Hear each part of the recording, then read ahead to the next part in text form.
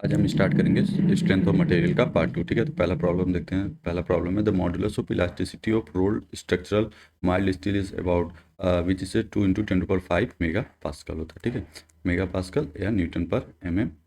ठीक है, ध्यान दीजिएगा, यूनिट्स में बहुत सारी मिस्टेक्स होती हैं तो इनके यूनिट्स ध्यान दीजिएगा। ठीक है, next Poisson's ratio is involving which is involving strength. ठीक है, क्योंकि म्यू पॉइजन्स रेशियो का डिफिनीशन होता है कि lateral strain divide by longitudinal strain होता है, उसी को पॉइजन रेशियो का। ठीक है, नेक्स्ट देखते हैं। ठीक है, ये भी ध्यान दीजिएगा कि म्यू की value 0.25 to 0.34 for most of the metal, but हमारे इंजीनियरिंग मटेरियल के पॉइंट ऑफ व्यू से 0 टू 0.5 होता है। ठीक है, नेक्स्ट प्रॉब्लम देखते हैं। The value of Poisson's ratio of the material lies between which is lies between 0 to 1/2। ठीक है, हमको इंजीनियरिंग एस्पेक्ट से 0 टू 0.5 के बीच में हमारा पॉइजन रेशियो लाई करता है। नेक्स्ट प्रॉब्लम देखते हैं, जो कि है the property of material by which it return partially और completely to it initial shape after unloading is called the value of stress up to which a member regain it original shape और size after load removal is called which is a elastic limit. ठीक है, next problem देखते हैं, जो कि है a rectangular bar having cross section a, length L, modulus of elasticity and Poisson ratio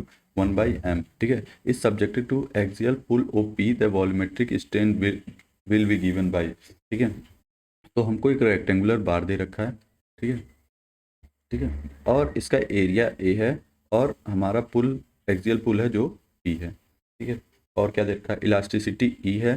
ठीक है, और पॉइजन रेशियो म्यू की वैल्यू 1/m दे रखा है। आपको पूछ रखा है आपसे कि वॉल्यूमेट्रिक वॉल्यूमेट्रिक स्ट्रेन क्या होगा वो बताइए। तो volumetric strain is equal to होता है, volumetric strain is equal to summation of epsilon X summation of epsilon Y plus summation of epsilon Z. ठीक है, तो यहाँ से हो जाएगा P A E -1 P by M A E P M A. ठीक है, तो इसको जस्ट आप सॉल्व करेंगे तो volumetric strain is equal to यहाँ से आंसर आ जाएगा, जो कि हो जाएगा ये। ठीक है, यहाँ से आ जाएगा P by A E common हो जाएगा, यहाँ से आएगा 1 - 2m। ठीक है, ये निगेटिव, ठीक है, ये पॉजिटिव में ये निगेटिव है। हाँ ठीक है, तो ये हो जाएगा। देखते हैं कौन सा ऑप्शन हो जाएगा, हमारा option B is the correct one. Next problem देखते हैं, ठीक है, जो कि है A metal bar of length 100 mm is inserted between two rigid supports and its temperature is increased by 10 degrees centigrade if the coefficient of thermal expansion is 8 × 10⁻⁶ per degree centigrade and the Young's modulus 1.5 × 10⁵ megapascal and stress in the bar is। तो हमको formula पता है कि thermal stress अगर हमको निकालना है, ठीक है, तो उसका फॉर्मूला होता है modulus of elasticity into alpha into change in temperature. तो ई की वैल्यू आपको दे रखा है Young's modulus 1.5 × 10⁵ mega pascal into coefficient of thermal expansion alpha की वैल्यू दे रखा है 8 × 10⁻⁶ पर डिग्री सेंटीग्रेड और टेम्परेचर दे रखा है आपका 10 डिग्री सेंटीग्रेड। अब इसको हम सॉल्व करेंगे तो हमारा स्ट्रेस आ जाएगा जो कि 12 मेगा पास्कल। ठीक है, तो हम नेक्स्ट प्रॉब्लम देखते हैं, जो कि हमारा, ठीक है, choose the correct statement from the following. तो क्या कह रहा है कि Hooke's law valid up to the limit of proportionality. तो ये हमारा स्टेटमेंट क्या है, करेक्ट है। ठीक है, तो इसका मतलब बी और डी तो ऑलरेडी रॉन्ग है। तो सिंपली ये करते ही हमको समझ में आ गया और ये सेकंड स्टेटमेंट भी तो रॉन्ग ही होगा। ठीक है, अब हमको जस्ट चेक करना है थर्ड एंड फोर्थ में। ठीक है, ये एलिमिनेशन मेथड है जिसके थ्रू भी आप काफ़ी ईजिली आप क्या करते हो, प्रॉब्लम सॉल्व कर सकते हो। ठीक है, जैसे कि अब तीसरा statement, limit of proportionality is always less than the elastic limit. तो लेस देन तो नहीं होता, ये ग्रेटर देन होता है, तो इसलिए रॉन्ग है। तो hence option fourth is correct one, तो ए इज द करेक्ट वन। ठीक है, इस तरीके से भी आप सॉल्व कर सकते हो। यहाँ पे आप देख सकते हो स्ट्रेस स्ट्रेन कर्व से भी आप यहाँ पे, अगर आपको याद है, ये आपका लीनियर इलास्टिक, यहाँ पे प्रोपोर्शनलिटी लिमिट है, देन इलास्टिक लिमिट, यहाँ पे अपर यील्ड पॉइंट है, यहाँ लोअर यील्ड पॉइंट है। ठीक है, ये रीजन स्ट्रेट हार्डनिंग है, अल्टीमेट टेंसाइल स्ट्रेंथ, नेकिंग यहाँ से स्टार्ट हो जाता है, ये फ्रैक्चर पॉइंट है। ठीक है, नेक्स्ट प्रॉब्लम देखते हैं। A copper rod of square cross section is fixed between two rigid supports and over which a steel rod of square cross section is simply placed if temperature of the whole assembly is rise 3 degree centigrade, the stresses in steel and the copper respectively are which is a 0 and compressive हो जाएगा। ठीक है, next problem देखते हैं, जो कि है stress developed in bar which is not free to expand due to increase in temperature is given as. ठीक है, तो स्ट्रेस निकालने के लिए अल्फा टी ई होता है। ठीक है, जो कि अभी जस्ट हमने एक प्रॉब्लम भी सॉल्व किया, तो option is the correct one. Next problem देखते हैं, ठीक है। The endurance limit is found by testing specimen of standard size usually 7.5 mm in a standard rotating beam test. What will be the actual endurance limit of parts with size greater than used in the test, which is the same as the value determined with standard test. Next problem देखते हैं जो कि है when a prismatic steel bar is subjected to axially applied tensile force the total tension in the bar is called which is a axial resultant. Next problem देखते हैं the value of Poisson's ratio of cork is approximately equal to which is equal to 0 के करीब होता है। ठीक है। Next problem among the material mention below the pronounce yield point is the characteristics of which is a structural steel. Next problem देखते हैं A bar of length L and cross-section area A is subjected to gradually applied load W. The strain energy stored in the bar is, तो आपको पता है कि W square by L to A E होता है, तो hence option D is the correct one. Next problem देखते हैं। ठीक है, तो ये याद है डायरेक्ट इस टाइप के प्रॉब्लम पूछे जाते हैं। ठीक है, अगर strain energy for gradually applied load के लिए हो तो W square L by two A हो जाता है, और strain energy for sudden apply load, ठीक है, सडन के लिए W square L by A हो जाएगा। ठीक है। नेक्स्ट प्रॉब्लम देखते हैं जो कि होता है when a nut is tightened on the bolt the nature of stress on the bolt is which is a tensile। Next problem देखते हैं a bar having cross section area of 700 mm square is subjected to axial load at the section is indicated the value of stress in the segment Q R. ठीक है, तो यहाँ पे आपको stresses पूछ रहा है। ठीक है, तो यहाँ पे पी और क्यू, ठीक है, तो यहाँ पे अगर 63 किलो न्यूटन लग रहा है तो इस साइड भी आपका 63 किलो न्यूटन लगेगा। अब हम इधर देखते हैं। ठीक है, अब ये हमारा Q और R हो जाए। ठीक है, ये हमारा 63 इधर है। ठीक है, और ध्यान देंगे हम ये हमारा कितना किलो न्यूटन है, ये हमारा 49 है। ठीक है, तो हमको इसका मतलब ये है पता चलता है कि ये टोटल जो इस पे एक्ट हो रहा है वो आपका है जो कि है 63। ठीक है, तो इसमें से अगर हम 35 ये सब्ट्रैक्ट करेंगे जो ये एक्ट कर रहा है, ठीक है, तो ये आ जाएगा। इसका मतलब क्यू आर पे 28 किलो न्यूटन एक्ट कर रहा है। ठीक है, 28 यहाँ पे एक्ट कर रहा है। ठीक है, तो इसका मतलब यहाँ पे 28 हो जाएगा। ठीक है, ये 28 और उधर 28। ठीक है, अब एरिया आपका ये है 700 mm स्क्वायर। स्ट्रेस पूछ रहा है तो स्ट्रेस इक्वल टू होता है फोर्स अपॉन एरिया। तो फोर्स हमको पता चल गया जो कि 28 kilo Newton into divide by area और इंटू 1000 ताकि किलो न्यूटन न्यूटन में कन्वर्ट हो जाए। तो यहाँ से आ जाएगा आंसर आपका 40 मेगा पास्कल, जो कि आ जाएगा option is the correct one. Next problem देखते हैं the number of elastic constant for a completely an isotropic elastic material which follows hooks law is which is 21। ठीक है, आइसोट्रॉपिक में 2 होगा, ऑर्थोट्रॉपिक में 9 एंड आइसोट्रॉपिक 21। ठीक है, नेक्स्ट प्रॉब्लम देखते हैं two rod of different material having coefficient of linear expansion alpha 1 alpha 2 and Young's modulus E1 E2 respectively are fixed between two massive walls. The rods are heated such that they undergoes the same increase in temperature. There is no bending of the rods if alpha 1 and alpha 2 alpha 1 और alpha 2 का ratio दे रखा 2/3। The thermal stresses are equal to what is ratio of E1 to E1। ठीक है, तो यहाँ से आपको पता है स्ट्रेसेस इक्वल टू होता है अल्फा डेल्टा टी ई। ठीक है, तो यहाँ से सिग्मा 1 सिग्मा 2 अल्फा 2 सिग्मा 1 हो जाएगा ये। ठीक है, अल्फा 2 डेल्टा T2 E2। ठीक है, हमको पता है सिग्मा 1 सिग्मा 2 के बराबर है एक। ठीक है, सिग्मा 1 सिग्मा 2 के बराबर है। ठीक है, इसका मतलब ये है T1 और डेल्टा T2 के बराबर है। ठीक है, तो हम इसको बराबर कर देते हैं तो अल्फा 1 और E1 बचेगा और बाकी सब कैंसिल आउट हो जाएगा, अल्फा 2 E2 बन जाएगा। ठीक है, तो यहाँ से alpha 1 upon alpha 2 equal to E1 upon E2 हो जाएगा। अल्फा 1 अपन अल्फा 2 की वैल्यू हमको पता है जो कि है 2/3, तो E1 डिवाइड बाई E2। ठीक है, ठीक है, ये हो जाएगा हमारा, सॉरी यहाँ पे E2 डिवाइड बाई E1 आएगा। ठीक है, E2 डिवाइड बाई E1, तो यहाँ से आ जाएगा आपका 3/2। ठीक है, सॉरी 2/3 आ जाएगा। ठीक है, तो हमसे पूछा E1 अपान E2, तो यहाँ से हो जाएगा 3:2 जो कि हो जाएगा option C is the correct one. ठीक है, नेक्स्ट प्रॉब्लम देखते हैं जो कि हमारा है ये जो कि है हाँ in the experiment is to be found that the bulk modulus of a material is equal to the shear modulus then the Poisson ratio is. ठीक है, तो देखते हैं हमको क्या गिवन है वो हम पहले देख लेते हैं। ठीक है, तो हमको पता है कि बल्क मॉडुलस किसके शियर मॉडुलस के बराबर है, तो हमको रिलेशन पता है E इज इक्वल टू होता है E इज इक्वल टू 3 के ब्रैकेट में 1 माइनस 2 म्यू, और यहाँ से k इक्वल टू आ जाएगा k is equal to E upon 3 bracket में 1 माइनस 2 म्यू, ठीक है। और फिर यहाँ से शेयर मॉडुलस की वैल्यू, और आपको ये दूसरा रिलेशन पता है 2g प्लस 1 प्लस म्यू, यहाँ से g इज इक्वल टू आ जाएगा आपका e divide by 2 1 plus mu, ठीक है। और हमको पता है बल्क मॉडुलस शेयर मॉडुलस के बराबर है, तब पॉइजन रेशियो आपसे पूछ रखा है, तो यहाँ से हो जाएगा ई 3 ब्रैकेट में 1 minus 2 mu equal to E divide by 2 bracket में 1 प्लस म्यू, ठीक है। ये आपका कैंसिल आउट हो जाएगा, और यहाँ से बचेगा 3 1 minus 2 mu equal to 2 1 plus mu, ठीक है। यहाँ से हो जाएगा 1 इक्वल टू 8 म्यू, और यहाँ से म्यू इक्वल टू हो जाएगा 1/8, ठीक है। तो 1/8 को डेसिमल कन्वर्ट करेंगे 1 2 5, जो कि हो जाएगा option is the correct one.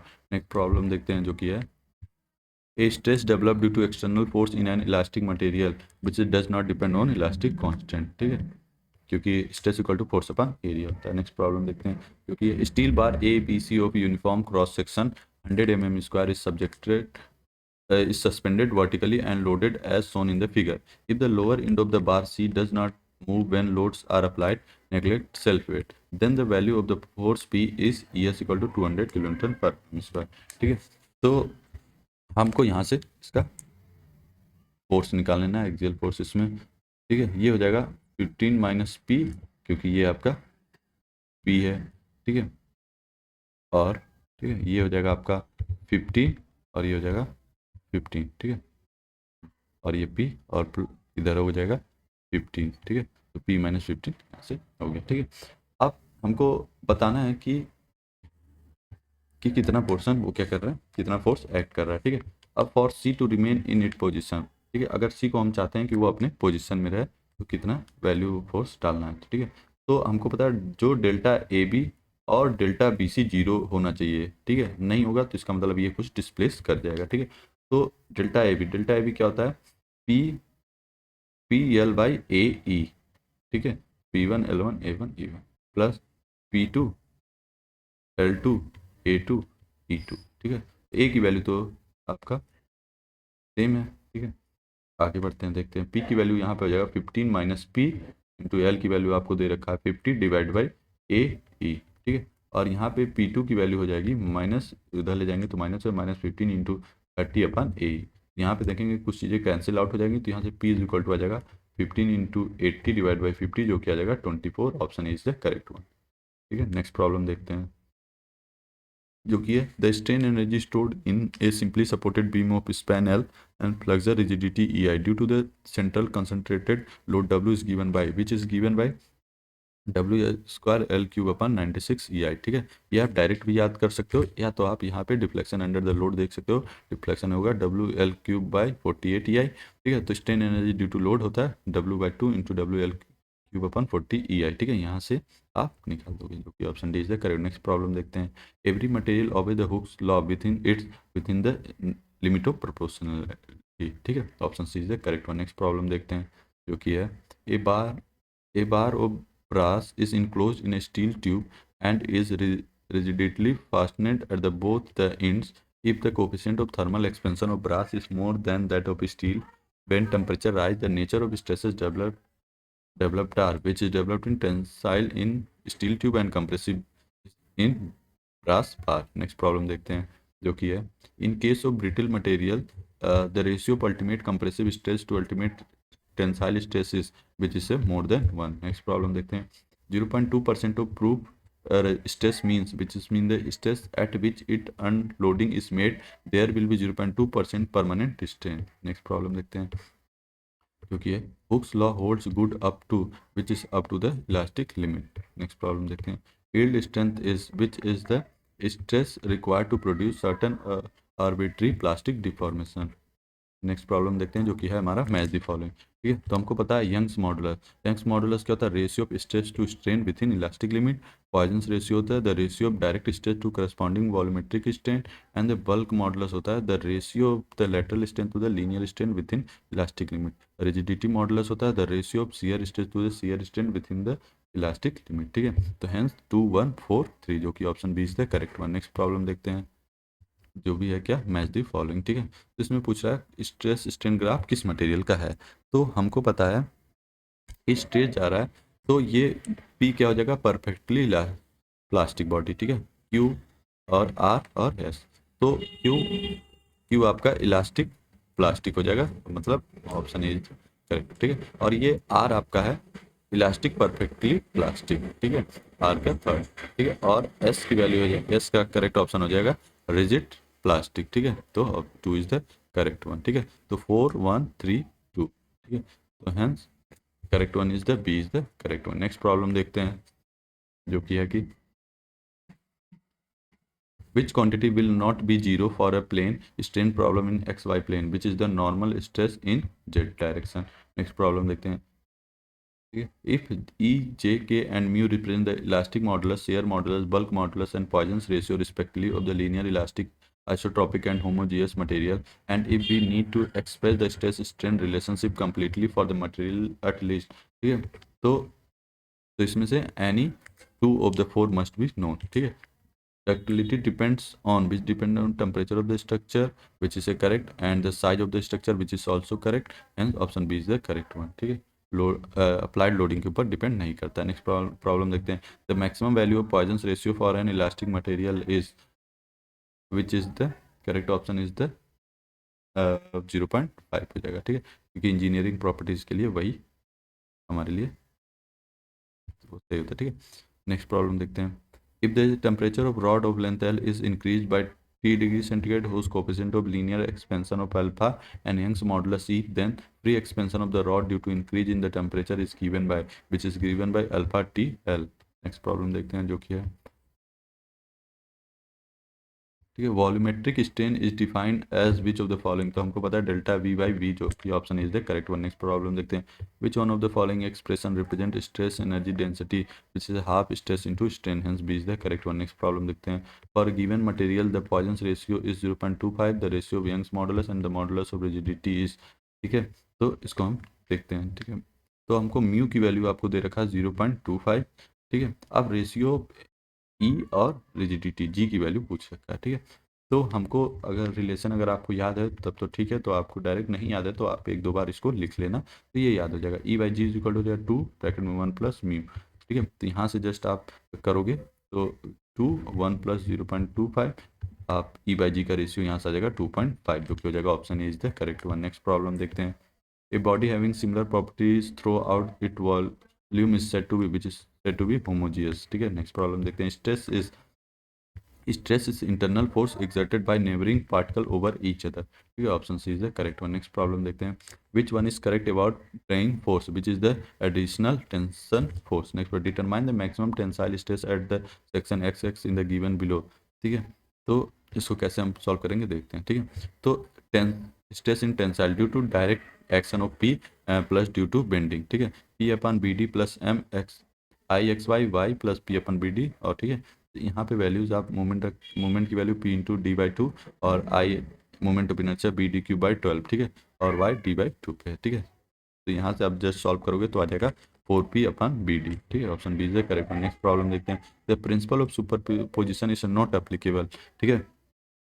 तो किसके किसके ऊपर अप्लीकेबल नहीं है, ठीक है। तो हम जानते हैं कि कहता है कि a number of loads are acting on a body, super principle position क्या कहता है कि when a number of loads are acting on a body the resulting strains according to the principle of superposition will be the algebraic sum of strain caused by individual load, ठीक है। तो क्या correct है, तो ये material does not obey the Hooke's law, the effect of temperature change is taken into consideration which is correct, the structure is being analysed for the effect of support element which is correct, option A की applicable नहीं है statement, ठीक है। Next problem देखते हैं जो कि assertion and reasoning. तो असर्शन क्या है देखते हैं, normal stress of one nature compressive और tensile acting along one of the three orthogonal axis of the member will produce strain of the same nature in it direction and strain of opposite nature along the other two direction, ठीक है। तो statement sorry assertion तो correct हमारा है, ठीक है। अब देखते हैं रीजनिंग क्या कहता है, sum of the strain along the three orthogonal axis equal volumetric strain of the these statement, ठीक है। तो ये भी करेक्ट स्टेटमेंट है बट उसका असर्शन का करेक्ट एक्सप्लेनेशन नहीं है, ठीक है, hence B is the correct one. Next problem देखते हैं जो कि है, ड्यूरिंग द स्ट्रेन हार्डनिंग, तो क्या होता है, material undergoes change in atomic and crystalline structure which is correct, increase resistance of further deformation which is also correct, stress strain diagram has positive slope which is also correct, hence all of the above. Next problem देखते हैं। A steel rod of length L, ठीक है, तो length L दे रखा है 20 metre, ठीक है, at temperature आपको दे रखा है, टी की वैल्यू दे रखा है 30 degree centigrade, it heated up to 40 degree तक, तो डेल्टा टी क्या आ जाएगा आपका 10 degree centigrade. What is the temperature stage developed if the expansion, तो अल्फा की वैल्यू दे रखा है 12 इंटू 10⁻⁻6 पर डिग्री सेंटीग्रेड, और यंग्स मॉडुलस की वैल्यू दे रखा है 2 इंटू 10⁵ न्यूटन पर mm²।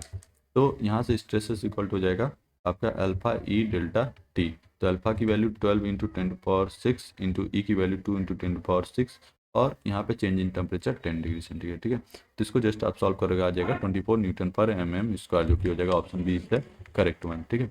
नेक्स्ट प्रॉब्लम देखते हैं। The stress at which material fractures under large number of reversal of stress is called which is endurance limit. Next problem देखिए, Hooke's law is valid which is valid only within elastic limit, hence option B is the correct one. Next problem देखते हैं जो कि है, a bar specimen of 36 mm diameter is subjected to pull of 90 kilonewton during a tension test. The extension on a gauge length of 200 mm is measured to be 0.089 mm and the change in diameter is to be 0.0046 mm. The Poisson ratio will be, ठीक है। तो हमको ये दे रखा है, ठीक है, specimen बार specimen दे रखा है, डाया है आपका 36 mm और ये फोर्स आएगा 90 किलो न्यूटन, ठीक है। तो पॉइजन रेशियो क्या होता है, लेटरल स्ट्रेन अपन लॉन्गिट्यूडनल स्ट्रेन, तो lateral strain change in diameter divide by longitudinal strain change in length divide by length, ठीक है। तो यहाँ से change in diameter 0.046 divide by 36 diameter, और फिर change in length 0.089 divide by 200, तो यहाँ से म्यू की वैल्यू आपके है 0.287, ठीक है, hence option A is the correct one, ठीक है। नेक्स्ट प्रॉब्लम देखते हैं।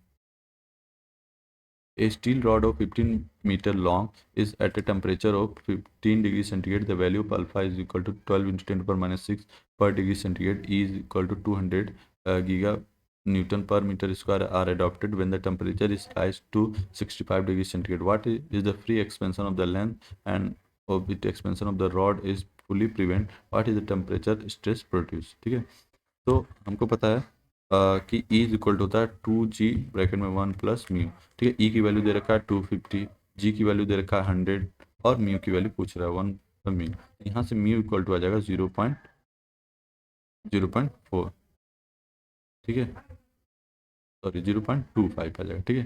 तो सॉरी ये रॉन्ग है, ठीक है, इसमें क्या गलती हुई, यहाँ पे stress equal to E into alpha delta T, ठीक है। तो यहाँ से E की वैल्यू दे रखा है आपको 200 इंटू 10⁻3, ठीक है, और इंटू 12 इंटू 10⁻6 इंटू 50, यहाँ से स्ट्रेस की वैल्यू आ जाएगी आपकी 120 m/t², ठीक है। और ये स्ट्रेस आ गया 120, मतलब ए और बी में से एक हो जाएगा। यहाँ से delta L equal to L alpha delta T, तो यहाँ से जस्ट आप सॉल्व करोगे तो आपका आ जाएगा 1500 mm इंटू 12 इंटू 10⁻⁻6 इंटू 50, जो कि आ जाएगा आपका 9 mm, ठीक है। तो hence option B is the correct one. Next problem देखते हैं, ठीक है, क्योंकि for a material the modulus of rigidity 100 दे रखा है and modulus of elasticity 250 megapascal, the value of Poisson ratio पूछ रखा है। तो E equal to 2G 1 plus mu वाला फॉर्मूला यूज करेंगे, वैल्यूज पुट करेंगे, म्यू की वैल्यू 0.25, जो कि हो जाएगा option B is the correct one. Next problem देखते हैं। The deformation of vertically held bar of length L and cross section area A is due to self weight only if Young's modulus E and the unit weight of the bar is gamma, the elongation delta L is, ठीक है। तो ये formula कई exams में, ए exam में तो सीधे derive करने को पूछता है कन्वेंशनल में, ठीक है, और अदर अगर एग्जाम्स आप दे रहे हो तो उसमें डायरेक्ट फार्मूला यूज होगा जो गामा L²/2E होगा, ठीक है। नेक्स्ट प्रॉब्लम देखते हैं। A mild steel bar circular in cross section tapers from 40 mm diameter to 20 mm diameter over its length of 800 mm. It is subjected to an axial pull of 20 kilonewton. E की value दे रखा है 2 × 10⁵ Newton पर mm². The increase in the length of the rod will be, ठीक है। तो देखते हैं, इस तरीके का आपका फिगर दे रखा है, ठीक है। इसका दे रखा है 20 किलो न्यूटन पे आपका पुल है, यहाँ पे भी 20 किलो न्यूटन, डायमीटर हो जाएगा 40 और यहाँ डायमीटर दे रखा है 20, ठीक है, और इनके बीच का दूरी दे रखा है 800 mm, ठीक है। अब हमको पूछ रखा है इंक्रीज इन डेल्टा एल पूछ रहा है, तो आपको पता है 4PL divide by pi E capital D into small D, ठीक है। ये भी काफ़ी एग्जाम्स में एई में कन्वेंशनल पेपर्स में इसका डेरिवेशन आपसे पूछा जाता है, ठीक है। तो यहाँ पे आपको पी दे रखा है, ई दे रखा है, जस्ट आप इस फॉर्मूले में पुट करोगे और जैसे पी की वैल्यू 20 इंटू 10⁻3, एल की वैल्यू 800 दे रखा है, ई की वैल्यू 2 इंटू 10⁻5, डी की वैल्यू 40 और स्मॉल डी 20। इसको जस्ट आप सॉल्व करोगे तो वैल्यू हो जाएगा 2/5 पाई, जो कि option B is the correct one. Next problem देखते हैं जो कि है in the mild steel specimen subjected to tensile test cycle the elastic limit in tension is raised and the elastic limit in compression is lowered. This is called, which is called Bousinger's effect. Next problem देखते हैं। A solid uniform metal bar of diameter d mm and length l mm hanging vertically from its upper end. The weight density of the material is rho Newton per mm cube and its modulus of elasticity E Newton per mm square. The total expansion of the rod due to its own weight could be, which is the delta L is equal to आपको पता है P L square upon 2E होता है, ठीक है। तो यहाँ पे ऑप्शन देख लेते हैं हम लोग, option A is the correct one. Next problem देखते हैं जो कि है what is the stress at the section X X for the bar A B C D with uniform cross section 100 mm square. Stress पूछ रखा है, ठीक है। तो सबसे पहले हम इस बार में कितना फोर्स होगा वो निकाल लेते हैं, ठीक है। तो यहाँ से अगर 20 इस साइड है तो यहाँ पे हो जाएगा 40, ठीक है। तो अगर, ठीक है, इस साइड अगर 40 एक्ट कर रहा है, ठीक है, तो आगे देखते हैं। तो हमको पर यहाँ पे निकालना है, ठीक है। तो देखते हैं कैसे निकलेगा। और इसी तरीके से यहाँ पे देखते हैं तो 110, तो यहाँ पे सी और डी में, ठीक है, सी और डी, यहाँ पे अगर 110 किलो न्यूटन है तो यहाँ पे भी 110 किलो न्यूटन एक्ट कर रहा होगा, ठीक है। और फिर इस BC पे आप देखोगे, BC पे अगर ये 30 किलो न्यूटन है एक्ट कर रहा है इधर, और 110 किलो न्यूटन इधर एक्ट कर रहा है, ठीक है। और इस साइड आपका, ठीक है, यहाँ पे 60 + 20 जो कि है हमारा 80 एक्ट कर रहा है, ठीक है। तो इसका मतलब इधर भी आपका 110 - 30 जो कि आ जाएगा 80, ठीक है। तो ये तो हमारा फोर्स है। तो अब स्ट्रेस निकालना है। स्ट्रेस इक्वल टू होता है फोर्स अपॉन एरिया, जो कि हो जाएगा फोर्स 80 इंटू 10⁻³ ठीक है। तो यहाँ से आ जाएगा 80 न्यूटन पर mm स्क्वायर, जो कि हो जाएगा option C is the correct one. Next problem देखते हैं,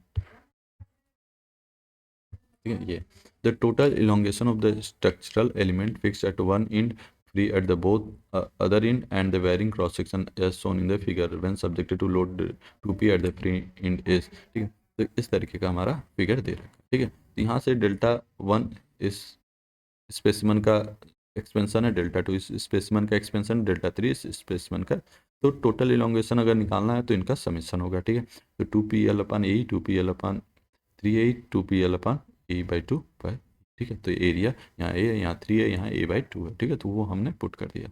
अब जस्ट इनको आप क्या करोगे, सॉल्व करोगे तो इनका सम ये हो जाएगा, फिर एंड देन इनको हम सम करेंगे तो 0.666 PL/AE हो जाएगा, ठीक है।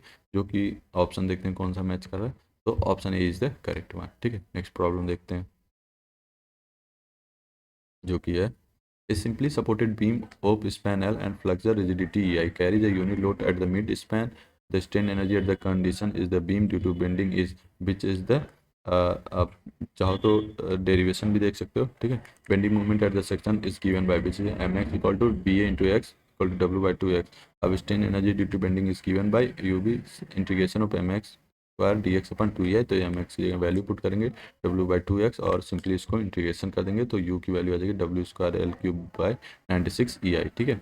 और व्हेन W इक्वल टू 1 होगा तो L³/96 EI हो जाएगा, ठीक है। तो hence option B is the correct one, ठीक है। नेक्स्ट प्रॉब्लम देखते हैं जो कि है the ability of material to absorb energy within the elastic range is which is the resilience, ठीक है। नेक्स्ट प्रॉब्लम देखते हैं जो कि है द बल्किंग मॉडुलस ऑफ elasticity of material is twice its modulus of rigidity. The Poisson's ratio of the material is, तो E equal to 2G के बराबर है, ठीक है। 2 times the modulus of rigidity, Poisson ratio पूछ रहा है, ठीक है। तो 1/m equal to mu 3k - 2G divide by 6k + 2G।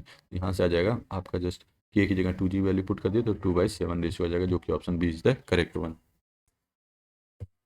ठीक है। अब नेक्स्ट प्रॉब्लम देखते हैं जो कि है a steel rod of 30 mm diameter and 3 meter length is subjected to an axial pull of 50 kN if E is equal to 200 into 10 power 9 pascal the elongation of rod will be. तो हमको पता है delta L equal to P L upon A, तो P की value दे रखा है 15 × 10⁻³ metre 10⁻³ और इंटू 3 × 10⁻³, ठीक है। एल की वैल्यू दे रखा है, यहाँ ए की वैल्यू π/4, डी स्क्वायर से आप एरिया निकाल लेंगे, ई की वैल्यू 2 × 10⁻5, यहाँ से डेल्टा एल की वैल्यू आ जाएगा 1.062 mm, ठीक है। नेक्स्ट प्रॉब्लम देखते हैं, stress in a body when suddenly loaded dash the stress when same load is applied, ठीक है। तो ये क्या होता है, ट्वाइस हो जाता है, ठीक है। अगर आप चाहो यहाँ पे एक्सप्लेनेशन भी देख सकते हो, ठीक है। नेक्स्ट प्रॉब्लम की तरफ बढ़ते हैं हम लोग, जो कि है the unit of strain is which is a no unit, unit नहीं होता, ठीक है, यूनिट लेस क्वांटिटी है। देखो steel bar of 8 mm is heated from 10 degree centigrade to 25 degree centigrade and the bar is free to expand, the bar will be induce which is a no stress. Next problem देखते हैं, two bars of different material and same size are subjected to the same tensile force. If the bar have unit elongation in the ratio of 1:3:5, then the ratio of modulus of elasticity of the two material will be, ठीक है। तो ए bar A है, bar B है, Young's modulus E B E है, E B temperature same है, ठीक है। Next problem देखते हैं, ये सॉरी टेंसाइल फोर्स है, ठीक है। तो इलोंगेशन डेल्टा अपन पी एल अपन ए होता है, इलोंगेशन रेशियो दे रखा 3/5, डेल्टा ए की value P L upon A ही हो जाएगा और डेल्टा बी की वैल्यू, तो delta A upon delta B 3/5 P L upon A divide by P L upon A, तो P L cancel out, A cancel out हो जाएगा, ठीक है। तो यहाँ से ए, यहाँ से E A divide by E B equal to आ जाएगा 5/3, जो कि हो जाएगा 5/3, जो कि हो जाएगा option C is the correct one. Next problem देखते हैं, a modular ratio of the two materials is the ratio which is ratio of their modulus of elasticity। Next problem देखते हैं, the Young's modulus of material is 150 GPa and Poisson ratio दे रखा 0.25, the modulus of rigidity of material, तो Young's modulus दे रखा 150 GPa और mu की value 0.25, E is equal to 2G bracket में 1 plus mu से जी की वैल्यू हो जाएगा 60 GPa, जो कि option C is the correct. Next problem, the property of material by which it can beaten or rolled into thin plate is called which is a malleability, ठीक है। Next problem देखते हैं, जो कि है when a body is elastically stretched the value of Poisson ratio always remains which is less than 1, ठीक है। Next problem देखते हैं, जो कि है a bar of copper and a bar of steel form a composite system which is heated to a temperature of 40 degrees centigrade, the stress in steel bar is which is a tensile, ठीक है। Next problem, the standard measure of ductility of material is which is a percentage elongation in length, ठीक है। Next problem देखते हैं, क्योंकि a rod of length L 500 mm and the cross section area 60 mm square is made to an elastoplastic material having a modulus of elasticity equal to 200 GPa in the elastic range and yield point sigma y equal to 300 MPa. The rod is subject to an axial load until it is stretched 7 mm and the load is then removed. What is the resulting permanent strain? तो stress equal to Young's modulus equal to strain, तो यहाँ से yield stress दे रखा 300 MPa, modulus of elasticity strain equal to 300 divide by 200 × 10⁻³ इसे, और ये आ जाएगा strain equal to 1.5 10⁻³ now strain equal delta L upon L, तो यहाँ से डेल्टा एल आ जाएगा 0.75 mm, तो रिमेनिंग स्ट्रेन 7 - 0.75 जो कि आ जाएगा 6.25 mm, option is the correct. और नेक्स्ट प्रॉब्लम देखते हैं, change in the volume per unit volume occurs when normal stresses are applied on an element of isotropic material is called as which is dilatance of material। Next problem देखते हैं, a bar of 40 mm in diameter and subjected to an tensile force of 40,000 kg undergoes the elongation resulting in decrease in diameter considering the properties of the material as E equal to 2 × 10⁵ Newton per mm square, Poisson ratio 0.3, the modulus of rigidity will be, ठीक है। तो यहाँ से हमको पता है formula equal to क्या था, E is equal to 2G bracket में 1 प्लस म्यू, तो यहाँ से G की वैल्यू आ जाएगा आपका 76,923, जो कि option is the correct one. Next problem देखते हैं, the Poisson ratio of material 0.3, then the ratio of Young's modulus to bulk modulus is which is 1/2, ठीक है। आप चाहो तो देख सकते हो, ठीक है, ये कई बार क्वेश्चन पूछे जा चुके हैं, ठीक है। नेक्स्ट प्रॉब्लम देखते हैं, the property of material due to which it can be drawn into thin wire is called से डक्टिलिटी, ठीक है। नेक्स्ट प्रॉब्लम देखते हैं, the ultimate tensile strength of structural mild is which is 420 Newton per mm square। Next problem देखते हैं, the modulus the young modulus of elasticity of material is twice its modulus of rigidity, then Poisson ratio of the material is, ठीक है। E की value 2G है, तो तब mu की value पूछा तो यहाँ पे 0 आ जाएगा, ठीक है। Hence option is the correct one. Next problem देखते हैं, जो कि है हमारा, given that for an element of body is homogeneous isotropic material subjected to plane stress epsilon x, epsilon y, epsilon z are normal stress in x, y, z direction respectively. Mu is Poisson ratio. The magnitude of unit volume change in element is given by which is given as strain in x direction, strain in y direction, strain in z direction का summation होता है, ठीक है। Next problem they the phenomena of decrease resistance of a material is reversal of the stress is called which is A fatigue. ठीक है, अब बाकी की प्रॉब्लम हम नेक्स्ट लेक्चर में कवर करेंगे। Thank you for watching this video. Please like share and subscribe this channel.